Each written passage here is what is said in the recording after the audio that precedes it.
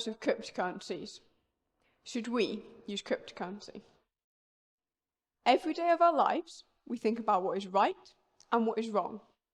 This is our brains using an ethical framework to ask and answer the question, what should we do? The real question is, how does this tie to innovation?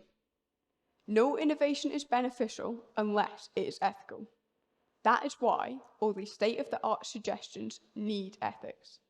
No matter how brilliant a flying car seems, it will not be adopted or even legalized if it does not abide by our ethical values. Recently in the news, there has been wide scandals and updates on a newest invention, cryptocurrency. Cryptocurrency is something you might know a lot, a bit, or nothing about. But what is it? It is a digital currency where transactions are verified by a decentralized network using cryptography.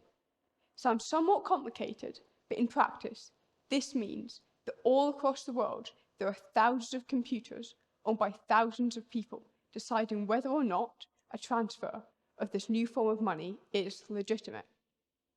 But why should you care about cryptocurrency? What effect does this digital world have on you? And why are the ethical questions even relevant? 14 years ago, the cryptocurrency we know today didn't exist. 13 years ago, it was first used to buy 2 pizzas, which would be worth over £192 million today. 12 years ago marks the year that cryptocurrencies began to be more commonly known. This winter, the majority of cryptocurrencies plummeted in value by 75%. But how did this all come about? Satoshi Nakamoto, a pseudonym for the creator of Bitcoin, has to answer for this. We don't know who they are, where they are, or why they did it. Yet, they are the reason why there is an ethical debate over whether cryptocurrencies should be used.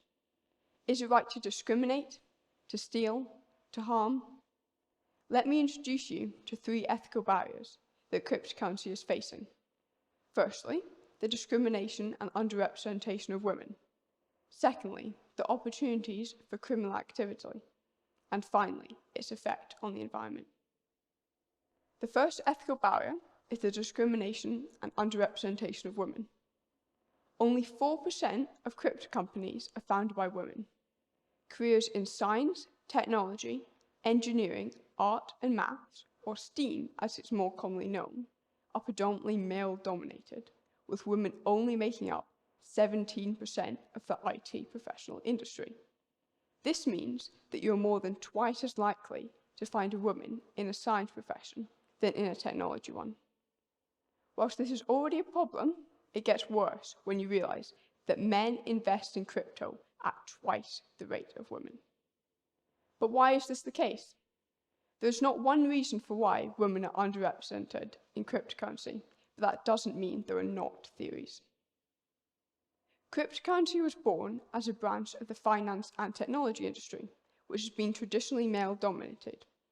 This means that there is gender bias left over from the days where women were unable to have control over their own finances without male supervision, a result of the law. And this has been transferred over to the crypto space. I think we can all agree that this kind of gender-based discrimination is outdated and unethical. You now know the problem. What can you do about it?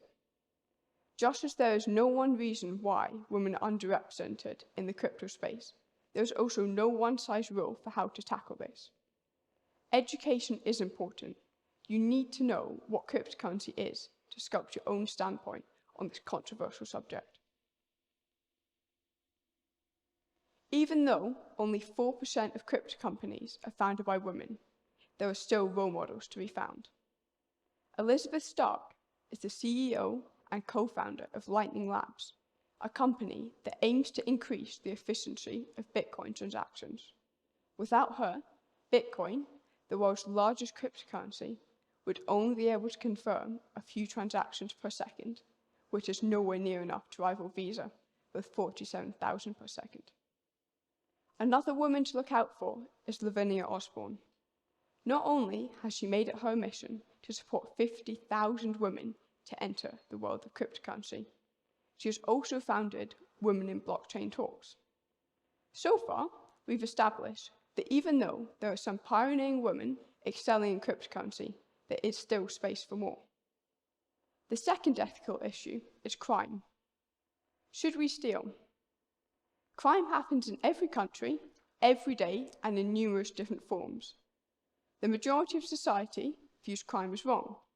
That is why our laws are upheld. But what does cryptocurrency have to do with crime? And why would its connection with criminals be an ethical barrier to its use? In May 2021, the biggest gas pipeline in the US shut down for the first time in 60 years, all due to one compromised and stolen password. This was no engineering problem. The hack of the Colonial Pipeline, which stretches from New York to Houston, was linked to a gang of cybercriminals known as DarkSide. One single hack led to a spike in petrol prices and fuel shortages, all from 100 gigabytes worth of stolen data. The Colonial Pipeline alone paid the hackers over £4 million worth of Bitcoin as a ransom. This country, the UK, faces the second highest amount of ransomware attacks in the world, with the average ransomware payment being over £160,000. How can we protect ourselves? It's not just big booming businesses that are the targets of such attacks. Hospitals, schools, and small businesses face the wrath too. You could be a victim. The number one cryptocurrency myth is that digital currencies are only used for illicit or illegal activity. This could not be further from the truth. I'm not saying that criminals don't use cryptocurrency to their advantage. They certainly do. However, there is another side to this story. Let's start to debunk this. Illicit transactions, according to Chainalysis, an American software company, make up less than 1% of crypto activity. Compare this to the UN estimate that 2 to 5% of the global GDP is used in criminal activity, and you begin to see how insignificant cryptocurrency's role is in crime. Cryptocurrencies are not a get-out-of-jail-free card for criminals. Despite popular belief, they are not anonymous. Law enforcement can and do track people who use crypto to their own advantage. In addition, every single transaction is permanently logged onto the blockchain, the software that cryptocurrencies use. This means that law enforcement has copious amounts of data on a criminal, which makes their job a lot easier. In short, every single transaction, criminal or not, is much easier to track using cryptography than a traditional bank card. To sum up, cryptocurrencies are definitely playing a role in criminal activity, but that isn't all they do. Thirdly, the environment. Should you harm? Is it ethical to make a profit at the expense of the environment? Every day, Bitcoin, a single cryptocurrency, uses £29 million worth of electricity. This means that it uses more electricity than the whole of Australia, Argentina, or Finland. With our world being run off non-renewable sources, how can you argue that this is not at the expense of the environment? Crypto mining is how new coins are created and transactions are confirmed. This is a digital process and takes place in these large warehouses. Most cryptocurrencies use proof of work, a power-hungry system that in Bitcoin's case uses £200,000 worth of electricity every 10 minutes. America has the world's largest crypto mining industry, which resulted in increased noise, electronic, and air pollution. Kazakhstan is the world's second largest contributor to the crypto mining industry, and its mines are powered off coal. How can we solve this drastic damage to the environment? Niagara Falls is a place of natural beauty. The cheap hydropower available around the waterfall has led to a surge in crypto mining, which is putting animals and humans at risk. Residents have likened the mining to an aeroplane taking off in their garden, and conservationists are concerned that the growing noise pollution will affect the habitation and hunting cycles of the state park animals. With the climate crisis becoming a much more prevalent issue, how can we justify this damaging behaviour? There's one solution to this problem that sounds very out there, but could quite possibly work. This solution lies in North American landfills. America has around 3,000 active landfills and 10,000 inactive ones. An active landfill is one where we are still dumping our rubbish every day, and an inactive one is one that has been in effect abandoned. If we were to place landfill methane capturers on landfills, the world's third biggest producer of methane, we might be able to mine cryptocurrency and use a truly stranded resource, waste. Waste is everywhere. Every single wrapper to your favourite chocolate bar is still sitting in a pile of rubbish somewhere on this planet. This means that mines could be spread across the globe that would in turn decrease hotspots of other types of pollution. Cryptocurrency harms the environment. There is no doubt about that, but there are innovative ways to combat this damaging behaviour. We just need people like you to use your creativity and determination to turn these possibilities into reality. The ethical barriers of cryptocurrency are complicated.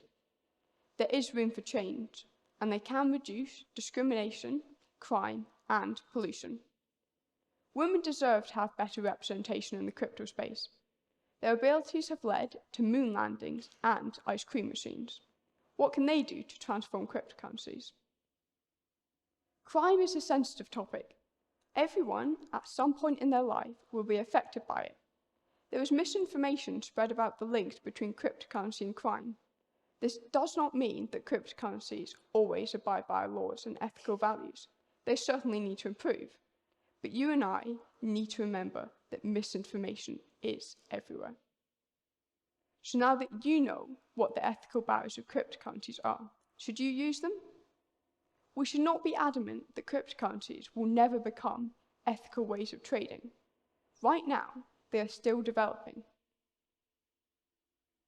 But we are the ones that can ensure that they transform into a way of trading that we want.